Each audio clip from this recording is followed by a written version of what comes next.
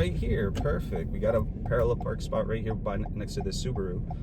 So I'm gonna go over the steps that I usually like to go through with my students. So usually we pull up mirror to mirror next to the car. You don't have to necessarily pull up mirror to mirror, but I think it gives a good amount of time and space just to align yourself. Then you put it in reverse, and you make sure you check your surroundings. Looking over the shoulder, looking over the right shoulder to make sure no one's behind you. And you're basically observing, backing up the car maybe a few feet to align the end of the car to the back window. Once you see that, you've kind of created a little bit of separation from the car. So when you bring the car in, the nose of the car isn't going to impact the other car. So now we go all the way to the right. We maximize the turn to the right. We do another check just to make sure no one's coming. I see that a car is coming right now. So what I'm going to do is just wait. I'm going to let them pass, especially for the second step. Because you know, cars will come in and you're taking up space in the middle of the road.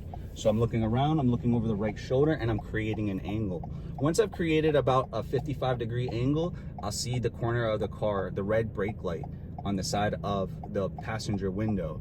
At that point, you should have created a sufficient enough angle to get the car into a spot just by straightening up the car. You check the mirror and blind spot one more time, and you back up in a straight line, closing the gap. Now, it would help if you have like a smaller mirror, but you can lower the right mirror to look down, to look at the curb, so you have a sense of spacing. Once you've backed up enough, then you can turn all the way to the left. So when you're moving the car, you're not moving the steering wheel, and then when you finally have put the steering wheel all the way where you want it, then you can move the car. And take your time, nice and slow. There's no rush. Unless you're going really slow, they're not going to time you. So you can take your sweet time just to get the car right up in the spot, right here.